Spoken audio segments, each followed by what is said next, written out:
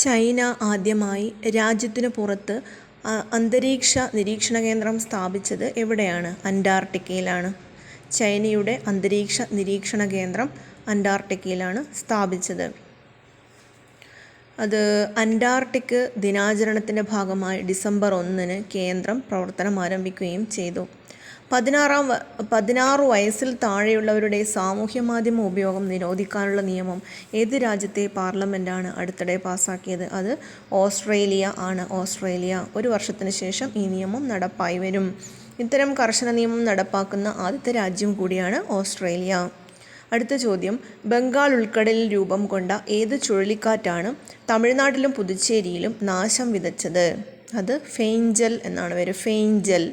Saudi അറേബ്യയാണ് ചുഴലിക്കാറ്റിന് Fengal എന്ന് നാമകരണം ചെയ്തത്.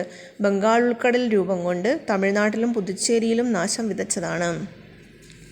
ഏത് രാജ്യത്തെ പുതിയ പ്രസിഡന്റാണ് യമണ്ടു ഓർസി? അത് ഉറുഗ്വായിൻ്റെതാണ്. യമണ്ടു ഓർസി. ഉറുഗ്വായ്.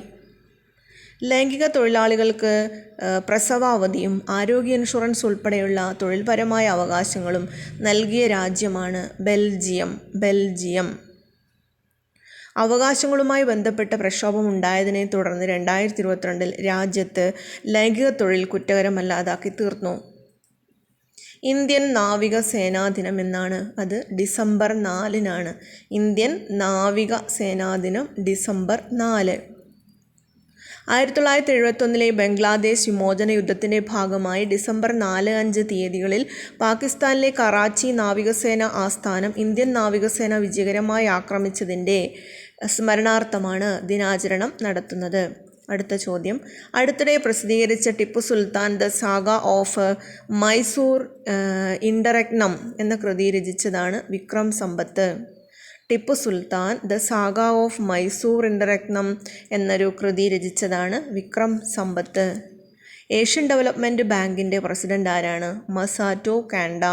ഏഷ്യൻ ഡെവലപ്മെൻറ്റ് ബാങ്കിൻ്റെ പ്രസിഡന്റാണ് മസാറ്റോ കാൻഡ. ജപ്പാൻ പ്രധാനമന്ത്രിയുടെയും ധനമന്ത്രിയുടെയും പ്രത്യേക ഉപദേഷ്ടാവായി പ്രവർത്തിച്ചു വരുന്ന കാൻഡ ADBIയുടെ 11ാമത് പ്രസിഡന്റായിട്ട് 2025 ഫെബ്രുവരി 24 ചുമതലയേൽക്കും. ഇന്ത്യയിലെ ആദ്യത്തെ ഗ്രീൻ ഹൈഡ്രജൻ ഫ്യൂവലിംഗ് സ്റ്റേഷൻ എവിടെയാണ്?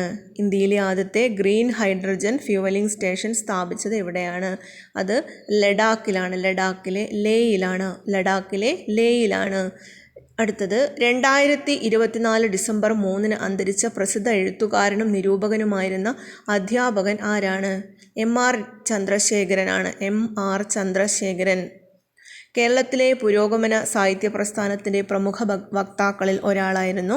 മലയാള നോവൽ ഇന്നും ഇന്നലെയും, കേരളത്തിലെ പുരോഗമന സാഹിത്യ പ്രസ്ഥാനത്തിൻ്റെ ചരിത്രം, കമ്മ്യൂണിസം, ചില തിരുത്തലുകൾ, ഉഴുതുമറിച്ച പുതുമണ്ണ് തുടങ്ങിയവയാണ് കൃതികൾ. അടുത്ത ചോദ്യം, ഓക്സ്ഫോർഡ് ഇംഗ്ലീഷ് ഡിക്ഷണറി 2024 വാക്കായി തിരഞ്ഞെടുത്ത എന്താണ്? ബ്രെയിൻ റോട്ട് എന്നാണ്. ഇപ്പോൾ സമൂഹ മാധ്യമങ്ങളിൽ അധിക സമയം ചെലവഴിക്കുന്നതിലൂടെ ഒരു വ്യക്തിക്ക് സംഭവിക്കുന്ന മാനസികമോ ഒരു ബൗദ്ധികവുമായ ഒരു അപജയത്തെ സൂചിപ്പിക്കുന്ന വാക്കാണ് ഈ ബ്രെയിൻ റോട്ട് എന്നത്. 1854 ഹെൻറി ഡേവിഡ് തോറോയുടെ വാൽഡൻ എന്ന കൃതിയിലാണ് ഈ വാക്ക് ആദ്യമായിട്ട് ഉപയോഗിക്കപ്പെട്ടത്.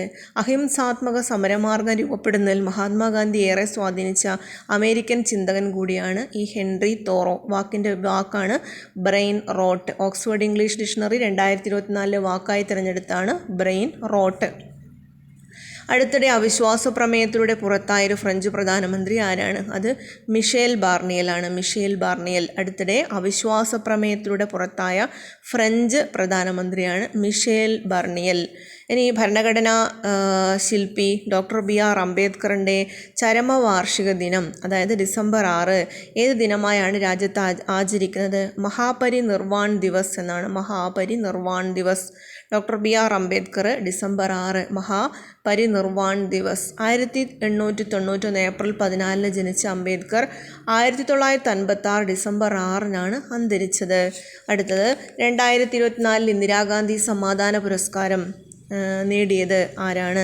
മിഷേൽ ബോച്ച്ലെറ്റ് ആണ്. ഇന്ദിരാഗാന്ധി സമാധാന സമ്മാനം മിഷേൽ ബോച്ച്ലെറ്റ്. ചിലിയുടെ മുൻ പ്രസിഡന്റും മനുഷ്യാവകാശ പ്രവർത്തകയുമാണ്.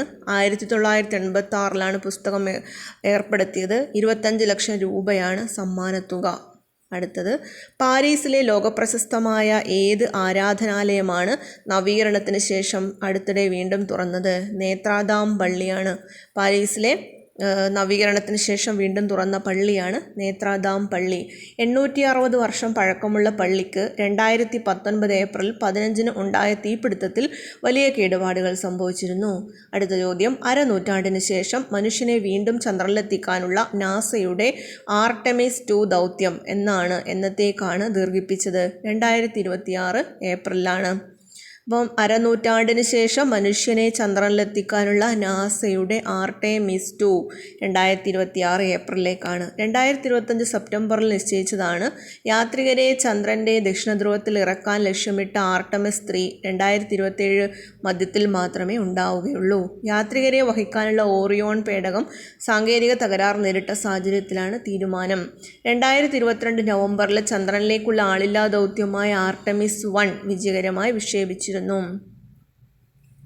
അടുത്തത്, വത്തിക്കാനിലെ സെന്റ് പീറ്റേഴ്സ് ബസിലിക്കയിൽ വെച്ച് കത്തോലിക്കാ സഭയുടെ കർദിനാളായി സ്ഥാനമേറ്റ മലയാളി വൈദികനാരാണ്? അത് Mar George Jacob Koovakkad. Mar George Jacob Koovakkad. വത്തിക്കാനിലെ സെന്റ് പീറ്റേഴ്സ് ബസിലിക്കയിൽ വെച്ച് കത്തോലിക്കാ സഭയുടെ കർദിനാളായി സ്ഥാനമേറ്റ മലയാളി വൈദികനാണ് മാർ ജോർജ് ജേക്കബ് കൂവക്കാട്. കർദിനാളാകുന്ന 6ാമത്തെ മലയാളിയാണ് മാർ ജോസഫ് ഇദ്ദേഹം. പിന്നെ മാർ ജോസഫ് പറയക്കാട്ടിലാണ് കർദിനാളായ ആദ്യത്തെ മലയാളി. അത് 1969 പ്രിൻസ് ഓഫ് ചർച്ച്, സഭയുടെ രാജകുമാരൻ എന്നാണ് കർദിനാൾമാരെ വിളിക്കുന്നത്. മാർപ്പാപ്പയെ തിരഞ്ഞെടുക്കുന്നതിനുൾപ്പെടെയുള്ള ചുമതലകൾ ഈ കർദിനാൾമാർക്ക് ഉണ്ട്. അടുത്ത ഡിസംബർ 21 ഏത് ദിനമായാണ് UN പൊതുസഭ അടുത്തിടെ പ്രഖ്യാപിച്ചത്? ലോക ധ്യാന ദിനം അല്ലെങ്കിൽ world meditation day. December 21 world meditation day അല്ലെങ്കിൽ ലോക ധ്യാന ദിനമാണ് ഡിസംബർ 21.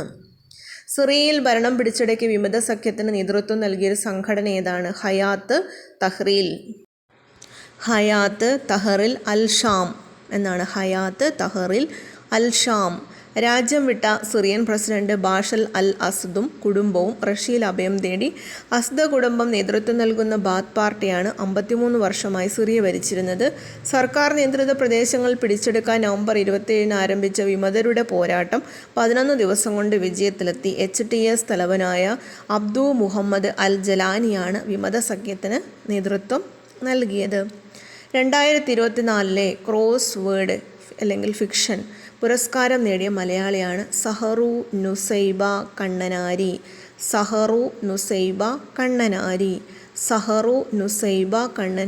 2024 ക്രോസ് വേർഡ് പുരസ്കാരം നേടിയ മലയാളിയാണ് സഹറു നുസൈബ കണ്ണനാരി. അതായത് chronicle and hour and a half എന്ന ഇംഗ്ലീഷ് നോവലിനാണ് അവാർഡ്. മലപ്പുറം ജില്ലയിലെ അരീക്കോട് സ്വദേശിയാണ് Saharu Nusaiba Kannanari. Chronicle of an hour and a half എന്ന ഇംഗ്ലീഷ് നോവലിനാണ് ഈ അവാർഡ് നേടിയത്.